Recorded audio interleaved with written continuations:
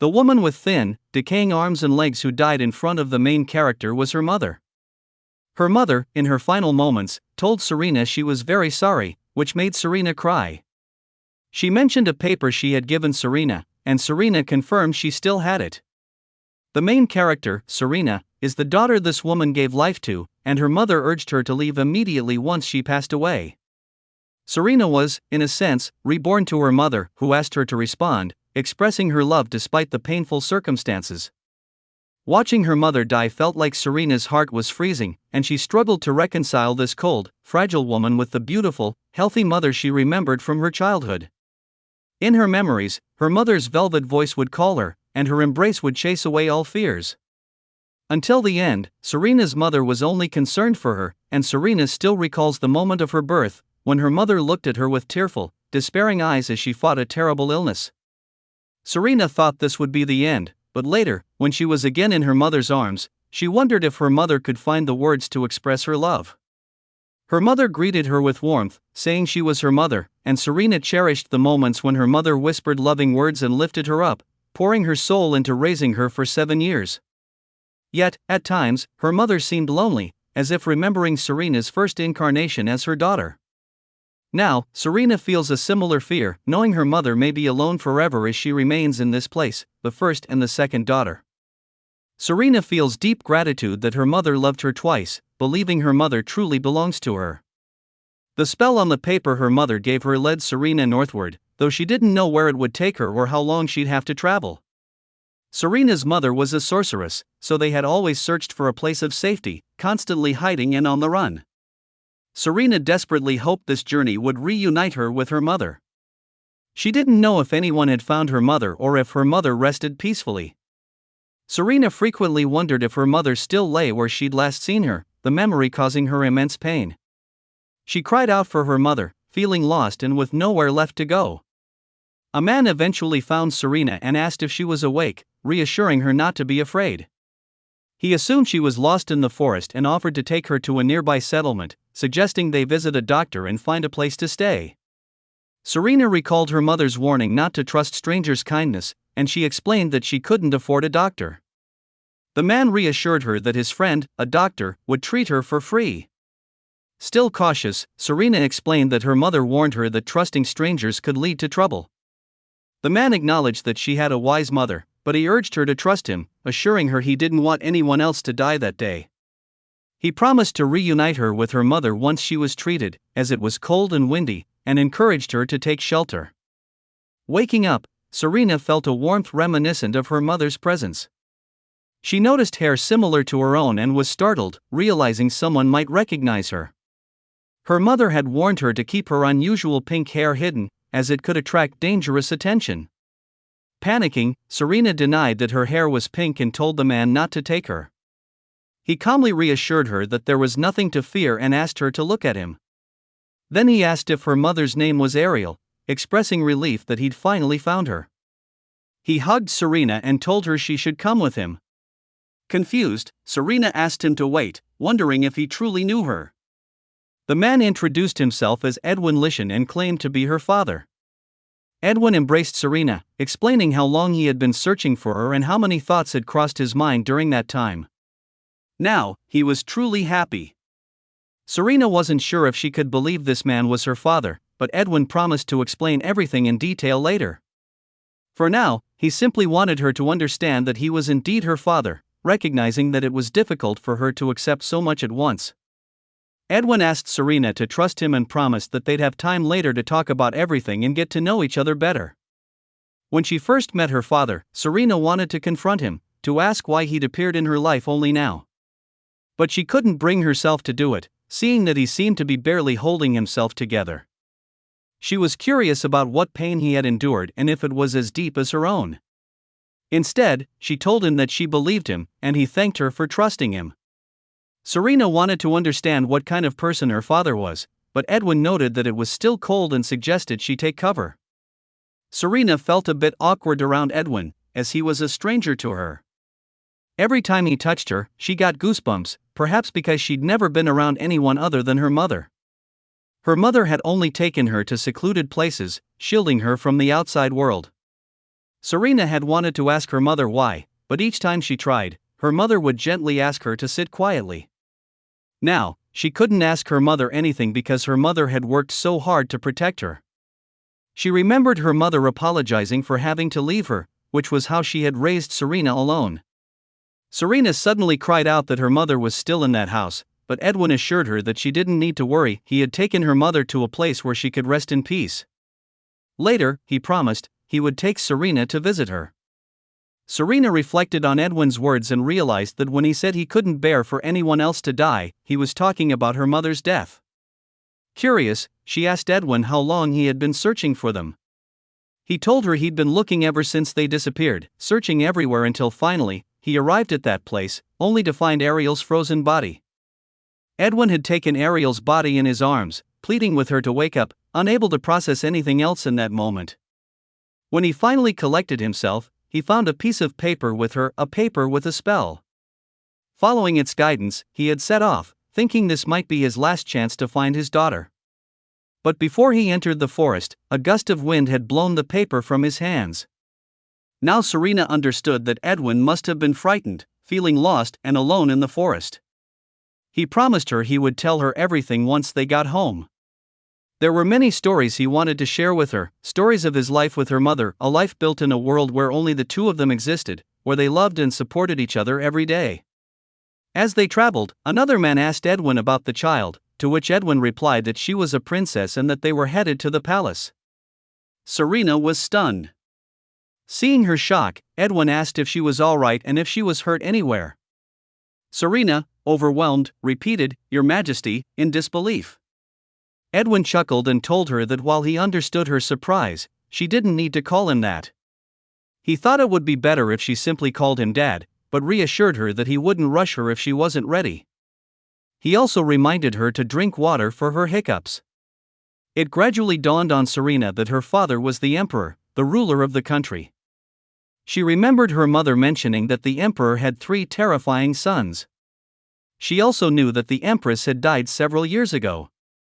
Serena assumed that her mother must have been a concubine, a commoner who had won the emperor's favor. However, her memories, though hazy, told her that Ariel wasn't a commoner when Serena was first born. Now Serena couldn't understand why her mother had fled while carrying her. She guessed that this might be because her fathers, from her past life and her present life, were different people. There was so much Serena didn't know, and she couldn't be certain that she'd be safe at the palace. If her mother wasn't a concubine, then Serena was an illegitimate child, and she feared that people might resent her for intruding into the Imperial palace. Edwin noticed that Serena had a fever, and she trembled at the thought of what lay ahead. She had no idea if she would get along with her brothers, but she had nowhere else to go and would be grateful for even the smallest kindness. She desperately hoped they wouldn't reject her, saying that she would be happy with whatever little she could have if only they wouldn't cast her out. As they entered the carriage, a voice asked if this child was indeed the one. Edwin confirmed it, but Serena didn't recognize the voice and couldn't see who had spoken. Edwin told Serena that he hadn't yet arranged a personal palace for her, so she would be staying with him for now in the Palace of the Sun. He noted, though, that she should be around 7 years old by now, and he was puzzled by how small and fragile she looked, almost as if a gust of wind could blow her away. Serena was surprised at how tiny she seemed as well, but she remembered her mother's words, telling her to grow slowly, like a young tree nurtured by love. Her mother had showered her with so much affection that Serena felt as though she had been basking in the warm rays of happiness. Edwin decided that once they arrived, he would need to consult the imperial physician and the head of the kitchen, ensuring that Serena would be well cared for. For now, he reassured her that she could rest peacefully beside him, without needing to worry about anything. Serena noticed flowers on her head, which reminded her of the times she and her mother would admire the spring blooms. Her mother had especially loved flowers that matched Serena's hair color. In summer, they would fan each other to stay cool. In autumn, they would gather fallen leaves and try to bake sweet potatoes, though that once nearly ended in a fire. In winter, when Serena had no friends, her mother would make snow companions for her. These memories were precious to Serena, even though she could now only see them in her dreams. Serena knew that she had been her mother's beloved daughter. Her mother had understood that Serena would feel sadness and pain without her, but had always reminded her that she was never truly alone, that there were people in the world who cared for and loved her. Despite this, Serena found it hard to believe that anyone could ever love her as much as her mother did. As Serena stirred from her sleep, her father noticed and gently said she could have rested a bit longer. He turned to someone nearby, commenting that he may have frightened her. Edwin reassured him that Serena was simply confused, explaining that she kept glancing at him with a mixture of curiosity and hesitation. When Serena looked toward the young man next to Edwin, she was startled to see what looked like a miniature version of her father. He had the same piercing eyes and pink hair. Edwin introduced the young man as the Crown Prince of the Empire, her eldest brother. Serena was taken aback, unsure of how to act around him. When their eyes met, she felt nervous, especially as he seemed to have a serious expression. She worried he might not want her around and quietly asked not to be thrown out of the carriage. The young man, however, smiled warmly and introduced himself as Theo Ursa Levison, saying he would be her older brother.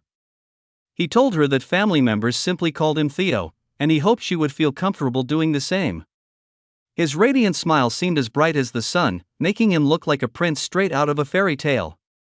Serena began to think that perhaps she'd misjudged him, and he didn't dislike her after all. Noticing that Serena was hiccuping, Theo immediately ordered water to be brought for her. Serena was touched by his kindness and thought that he seemed genuinely friendly. Theo asked if she was all right, and Edwin gently advised her to drink slowly. Though Serena was grateful, she still felt somewhat overwhelmed. She marveled at Theo's hair, which gleamed like gemstones, and thought about how such a majestic person was now her brother. Theo then took a strand of her hair, admiring its color, and commented on how charming it was. Edwin agreed, saying that her hair was softer than theirs, as if spring itself had bloomed on her head. Serena felt so embarrassed by the attention that she wished she could disappear or even be thrown out of the carriage. They asked Serena if she knew that she had two other brothers with similar hair color. Meanwhile, the two older brothers were eagerly awaiting her arrival, aware that their father, the Emperor, had likely already returned with her. Edwin mentioned that her brothers were looking forward to meeting her, and that soon she would get to see them. Serena was astonished to hear this and felt a tremor of both excitement and fear at the thought that they were truly waiting for her. When they arrived, the Emperor, the Crown Prince, and Serena were warmly welcomed. As they approached the Imperial Palace, Serena caught sight of two figures with pink hair in the distance. She guessed that these must be her other brothers. One had eyes as vibrant as violets, giving him an ethereal look, while the other had tousled, wavy hair that reminded her of a playful kitten. Edwin introduced Serena to her second older brother, Lorraine, and her third brother, Trail. Lorraine warmly greeted her, saying that her name was as beautiful as she was. Rain introduced himself and told Serena she could simply call him Rain, while Trail suggested she call him Brother Trail. Everyone seemed genuinely delighted by her arrival, which encouraged Serena to be brave as well. She introduced herself shyly, saying, "My name is Serena." Rain was charmed by her sweet voice, commenting that his brother might just float up to the heavens with joy, and he admired her eyes, comparing them to the fresh green of young sprouts. He went on to say that his little sister was flawless. Serena was taken aback by how beautiful and kind all the members of the Imperial family were. They seemed like angels to her. She managed to whisper that her brother was incredibly handsome too, which only made Rain more flustered by her sweetness. He jokingly offered her a hug, but just then, the Emperor left abruptly. Theo explained that their father was exhausted, and that Serena must also be tired, so they should head inside to rest before continuing any conversation. Serena couldn't quite understand why her brothers kept looking at her. Theo remarked on how sweet his little sister was, while Rain added that she was truly charming. Serena hoped she'd made a good first impression and worried about doing everything right. Rain suggested they inform the kitchen to prepare high-quality meat for Serena, joking that their little sister needed to put on some weight even though she was adorable as she was. Trail, or TR, commented that Serena was so tiny she'd probably only need a bite of meat. Serena took this the wrong way, fearing they intended to eat her. She decided that the best course of action would be to remain as quiet and unobtrusive as possible. As they settled inside, Serena noticed a very inviting chair that looked soft and comfortable, as if it would feel like sitting on a cloud. Unsure of why everyone was still looking at her, she wondered if she had done something wrong. TR asked if she found the chair unusual, and she replied that it looked comfortable. He offered to let her sit in it, and the Emperor reassured her that it was alright, encouraging her to take a seat. Serena tried the chair, finding it wonderfully soft, but she felt embarrassed, thinking she'd shown too much interest. Theo noticed her reaction and said it seemed like she liked the chair. He promised to find her an even bigger, softer one to send to her palace. The other brothers protested, and Trail said he would send her the softest, largest bed instead. Theo countered that he would send a doll, and Trail responded that he would prepare a whole playroom lined with mattresses so she could play safely to her heart's content. Theo joked that he'd make the entire palace hers if he could. Trail teased him, asking how much longer he planned to keep up his grand promises. Serena, feeling overwhelmed but grateful, said she appreciated their kindness. She explained that her mother had taught her to say thank you whenever someone did something nice for her, so even though she didn't need anything, she just wanted to express her thanks. She thanked them all sincerely. Theo asked if there was anything in particular she'd like her brother to do, admitting he never thought he'd feel this way about having a little sister. TR smiled, noting how cute they all were together. At that moment, Edwin realized the Imperial doctor was late and ordered a servant to hurry him along. The servant apologized, asking the Emperor to be patient for just a bit longer. The Emperor firmly told him to repeat that request to the doctor. Serena, overhearing, realized that doctor must be the same as physician, though she wasn't sure why they used different terms. Finally, the doctor arrived, and the Emperor allowed him to enter. The doctor greeted the Emperor, but Edwin told him to skip the formalities and check on the princess's health. The doctor sat down beside Serena, gently explaining that he would ask her a few questions and assured her there was no need to be afraid. The doctor asked what Serena usually ate. She listed foods like mashed potatoes, vegetables, some red fruits that ripened in the fall, bread her mother bought, and occasionally a little meat. The doctor then asked how many meals she typically had each day. Serena admitted that some days she only ate once, while on other days she ate twice. After listening, the doctor said that there didn't seem to be any major concerns, though he noted that she had likely suffered from frostbite in her toes and experienced pain in her extremities due to the cold. He explained that she would need to take the medications he prescribed and keep her hands and feet warm. He also mentioned that her slower growth rate was likely due to her limited diet. Rain asked Serena if she was feeling scared, trying to reassure her. The Emperor then ordered the doctor to prepare a list of nutritious foods, necessary items, and any required medicines for Serena's well-being. The doctor finished his examination, and Edwin asked Serena if she was surprised by everything that had happened. He explained that he wanted to ensure she was in good health, and fortunately, there were no major issues. Serena thought he didn't need to worry about such small things. Every time he spoke to her so tenderly, it made her miss her mother even more. Without even realizing it, she drifted off to sleep, and when she woke, a maid was there, relieved to see her awake. Serena thanked the maid, who told her there was no need to speak so formally. Serena could simply address her in a more casual manner. However, Serena insisted that her mother had taught her to speak respectfully to adults. The maid praised her mother, calling her a wonderful woman, but reminded Serena that, as a princess, her own status was higher, so she didn't need to be so formal.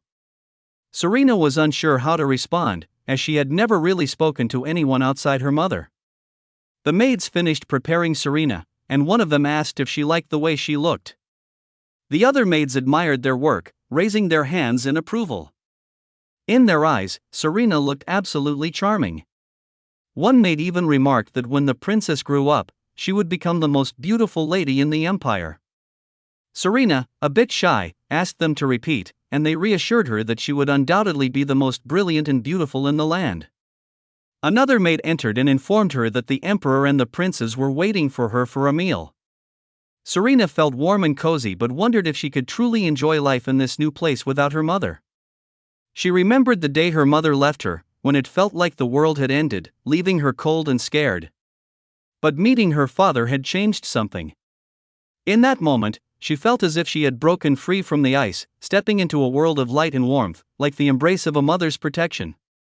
Strangely, she felt a sense of familiarity with her new family, as though she had known them for a long time. Her brothers invited her to join them at the table, encouraging her to eat. Rain looked at her fondly, admiring how adorable she was, but he warned her not to eat too much, as she might get sick. Serena, unfamiliar with the utensils, hesitated, unsure of how to use them. The emperor noticed and suggested she try each dish, reassuring her. Everything tasted delicious, and her brothers encouraged her to speak up if she wanted something, with Trail offering to put food on her plate. Suddenly, Serena's expression changed, and her brothers grew concerned. TR asked if something was wrong or if she was in pain. Noticing she had barely touched her food, the emperor immediately ordered the doctor and the kitchen manager to be called, worried someone might have harmed his daughter. Serena quickly reassured him, explaining that she just wanted to express her gratitude. She thanked him sincerely, and her father responded by saying that she thanked people too often for small things. He then told her that he, too, had something to apologize for.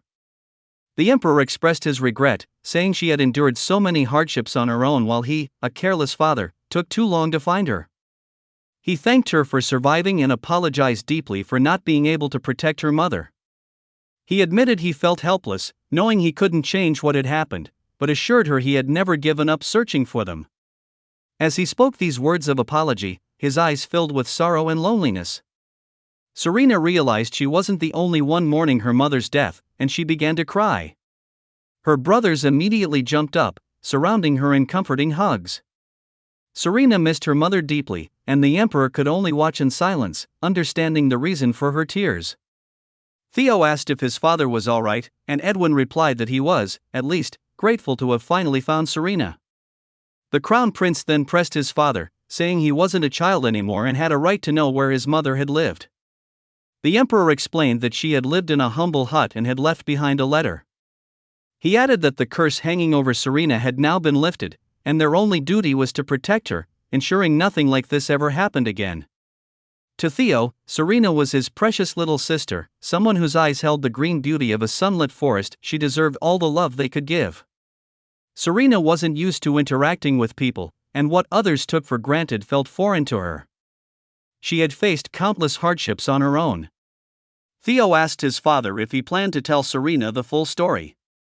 The emperor nodded but said he would wait until she was stronger, both physically and emotionally. Theo vowed that, in the meantime, he would crush anything that threatened her. Later, Serena had a familiar dream. In it, her mother, Ariel, was injured and asked her to wake up. Serena, a little girl in the dream, told her mother she couldn't use magic in her current state. She didn't recognize where they were, but there was someone else there, a man whose face was marked by deep pain, as if he were the one wounded. Serena woke from the dream feeling as though she missed her mother even more and wondered who that man could be. He seemed so familiar, yet distant.